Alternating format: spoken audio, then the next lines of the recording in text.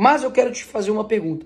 Você conhece a história da Lia Thomas, que é uma nadadora, mulher trans, de que antigamente competia com homens e ocupava ali o ranking 462 e agora ocupa o ranking 1. Ele quebrou o recorde anterior por 38 segundos de diferença do segundo colocado, ou seja, a segunda colocada, enquanto ela estava nadando, a Lia Thomas já estava comemorando ali o seu prêmio. Inclusive, recentemente agora, uma advogada pediu vestiário separado, uma vez que a Lia Thomas estava ali expondo sua genitália masculina dentro do banheiro com outras mulheres.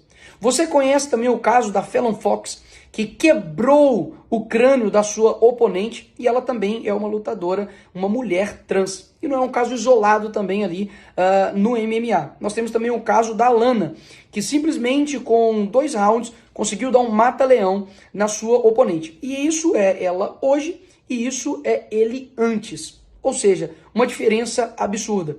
E por fim, o caso também do pivô da Gabrielle Ludwig, que também é um transexual de 50 anos, que nada mais, nada menos, entrou ali para poder competir uma competição de basquete da Califórnia com garotas. E dá só uma olhada aí na diferença de tamanho e biológica em todas elas. E isso não é exclusivo do mundo dos esportes. Nós temos, por exemplo, a Caitlyn Jenner, que antigamente ele era assim e agora está dessa forma.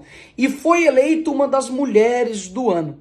E essa história é engraçada porque ele mesmo é contrário homens participarem de eventos femininos esportivos. E ela está sendo o quê? Cancelada pela esquerda. Isso prova mais uma vez que não importa o que é falado, o que importa é quem fala, porque até mesmo uma trans que discorda disso, ela está sendo cancelada pela esquerda para não acontecer, por exemplo, casos como esse skatista de 29 anos que conseguiu ali ganhar de meninas de 13 a 16 anos um campeonato de skate. Agora, o que eu disse no meu discurso foi exatamente isso daqui. Uma defesa pelas mulheres. E talvez as pessoas não estão acostumadas com o que está acontecendo, porque esse movimento ele é muito silencioso e gradual. Antigamente, tudo que o movimento ativista, LGBT e feminista queria era privacidade. Nós vamos fazer tudo aqui dentro das 4 paredes e não queremos mais mexer com ninguém. Mentira. Hoje nós estamos percebendo que o meu discurso, eu tinha razão. Afinal de contas, bastava ser contrário a eles que você é considerado um criminoso. E basicamente o que acontece hoje é que as mulheres, sim, estão perdendo espaço para homens que se sentem mulheres. Afinal de contas, todos esses exemplos aqui que eu dei, né, caso isolado número 1.380.000, tem acontecido de forma gradual. E isso faz com que as mulheres atletas se sintam descredibilizadas, desmotivadas, desanimadas. Afinal de contas, basta um homem entrar e simplesmente vai quebrar toda a luta, todo o exercício, todo o treinamento que ela fez para poder atingir aquele patamar. E para não acontecer isso com outras pessoas, que eu me coloco aqui realmente na posição de sacrifício, de tomar pancada de todos os lados, para que isso não chegue, por exemplo, até a sua filha. Porque já existem casos hoje de homens que entram, por exemplo, para poder se depilar e a profissional recusa, afinal de contas, ela foi profissionalizada para poder depilar mulheres e elas estão sendo taxadas de criminosas e transfóbicas. Existem casos, por exemplo, de homens que se sentem mulheres que vão até o salão de beleza para poder fazer a sobrancelha e a profissional recusa e também acontece um cancelamento.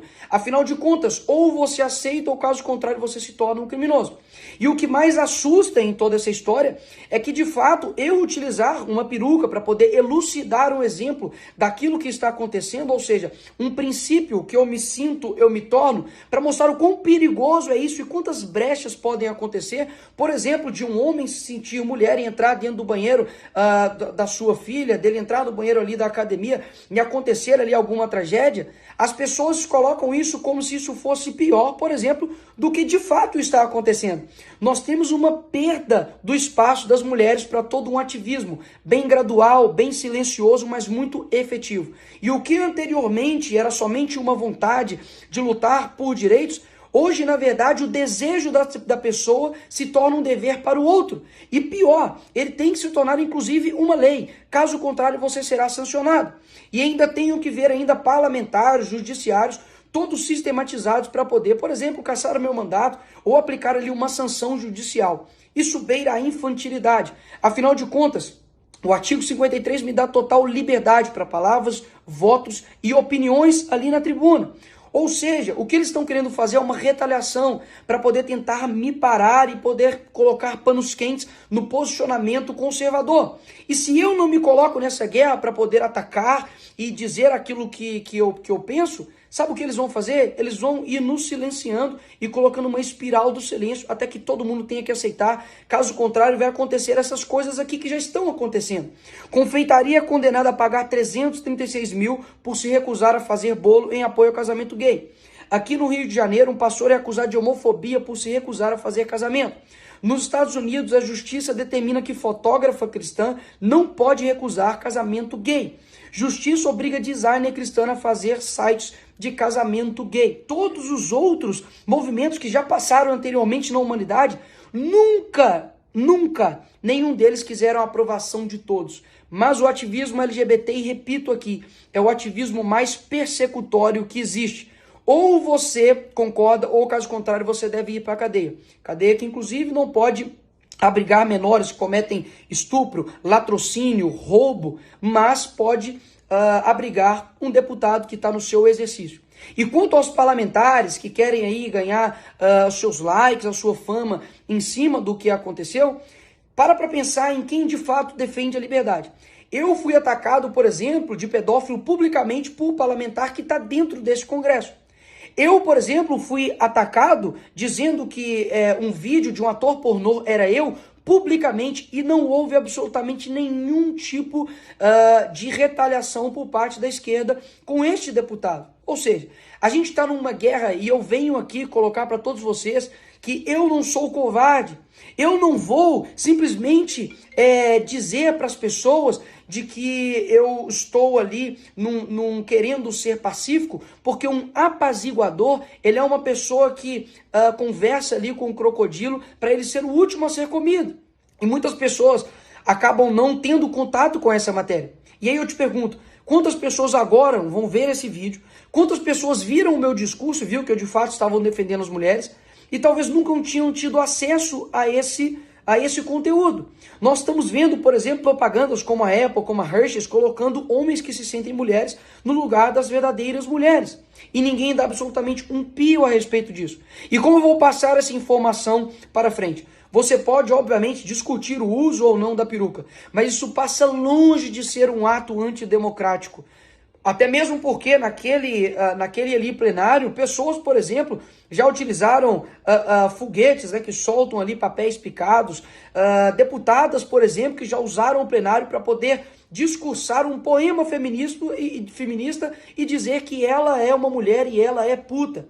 Ou seja, na verdade o que está acontecendo é uma supressão de poucos, é uma indignação seletiva. E por que a esquerda está completamente desesperada com o que eu disse? Não foi por conta da peruca, meus amigos. Foi por conta realmente do conteúdo, porque eu trouxe às claras tudo aquilo que está literalmente acontecendo. E o entendimento que nós estamos em uma guerra, quando você entra para ela, não é para você sobreviver.